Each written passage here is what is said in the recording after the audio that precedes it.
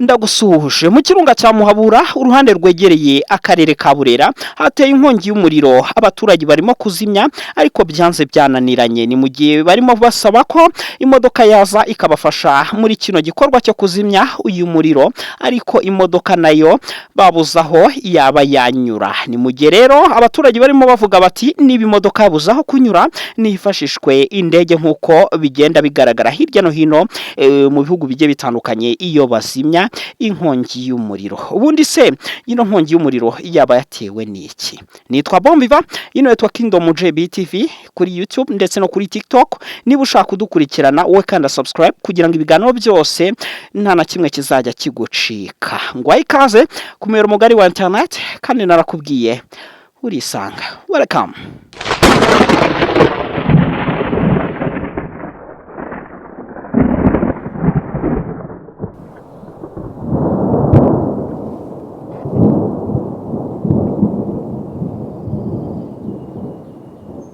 Oye, oye, oye, oye, oye, oye, oye, oye, oye, oye, oye, oye, oye, oye, oye.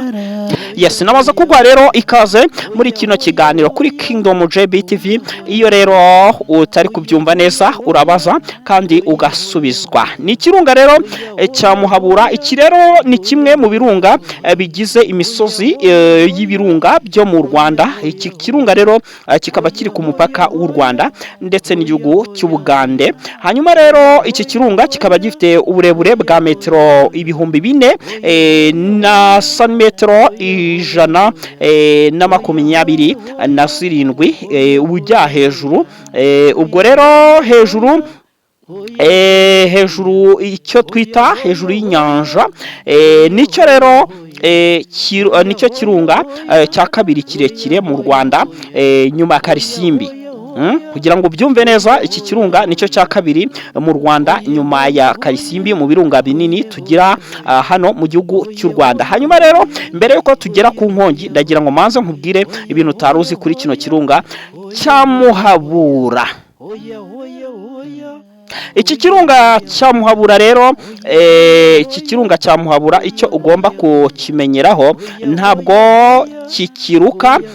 Muhabura rero kino kirunga gifatwa nk'ikirunga kitagikora icyo twita dormant cyangwa se extinct.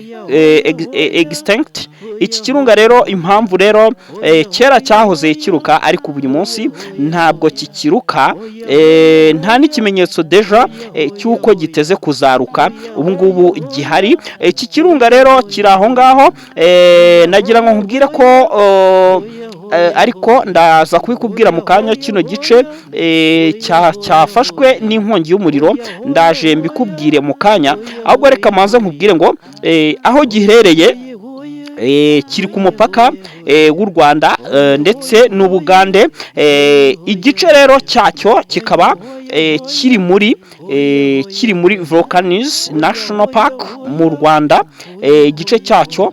Ikindi muri Gahinga Gorilla National Park ni muri Uganda. Kugira ngo byumve neza barimo batubwira ko ikindi gice giherereye muri Gahinga Gorilla National Park. Iyi rero Gahinga Gorilla National Park, iki gice rero cyo giherereye mu gihugu cy'Ubugande. Nuko nguko bimeze rero. Iki kirunga cya Muhabura gifite ibice bibiri, hari igice giherereye mu Rwanda hakaba n'igice rero giherereye mu Bugande. Iki kirunga rero cya Muhabura ikindi utarukiziho, gifite rero hejuru yacyo hari ikiyaga kiri mu mwobo w'ikirunga. Rero hejuru y'ikirunga hakaba hari ikiyaga.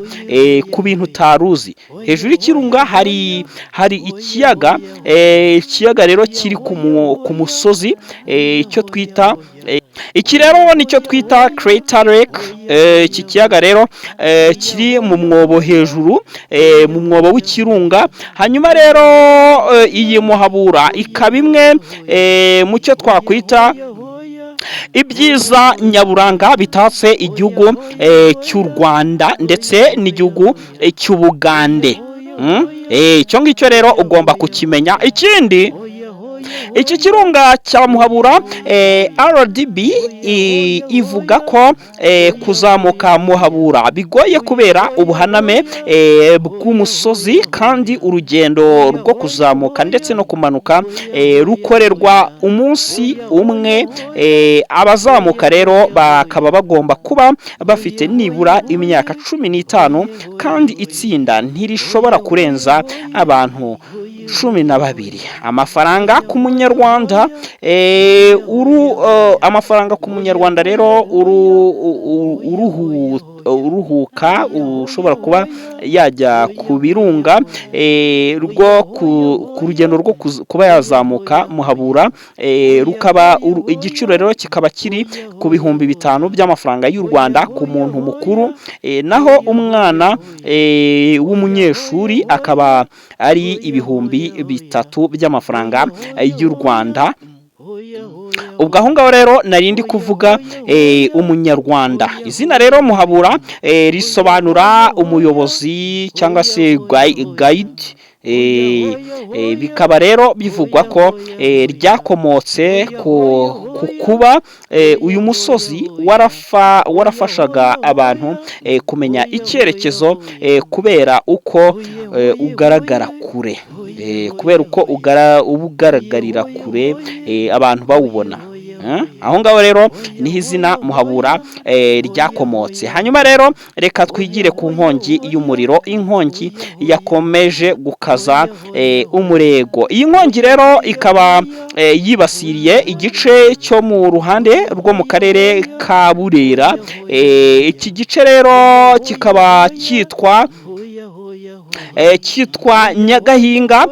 Kino gice rero cya Nyagahinga kikaba cyegereye isantre yo ku Cyanika. Iki gice rero kugira ngo ubyumve neza, nubwo iyi santre yo ku Cyanika, ariko uvuye ku Cyanika urashaka kugira ngo ugere aho iyi nkongi iri kuvugiriza ubuhuha, biratwara isaha, kandi uri kuri moto. Uri kumva rero ko ni ahantu hanini cyane. Ibi rero byatumye abaturage biyambaza leta ngo irebe uko yabarwanaho, kubera ko bagiye mu ishyamba, bazimije byakomeye. Barimo bavuga bati, n'itangazamakuru ryahageze, barimo bavuga bati se imodoka iramutse ije byibura ya polisi byibura yabasha kuzimya. Bakavuga bati yabasha kuzimya, ariko se yanyura hehe? Inzira rero nayo yakomeje kubura. Ni nayo mpamvu rero harimo kubaho kwitabaza indege, nk'uko bisanzwe bikorwa hirya no hino mu bihugu bigiye bitandukanye. Uko tubibona, indege iraza igatanga ubutabazi. Hari abantu benshi mwatangiye buriya kwibaza muti ingagi se byibura zari ziri muri iki kirunga bimeze bite?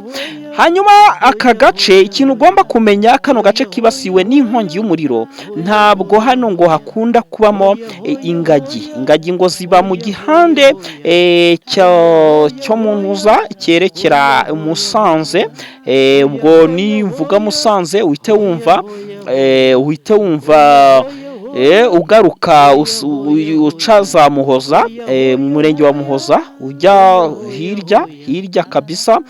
Aho ngaho rero niho twavuga ko ingagi ziherereye, ndetse no muri Sabyinyo. Naho kano gace ka Muhabura kano kibasiwe, murimo kubona kibasiwe n'umuriro, nta ngagi zirimo.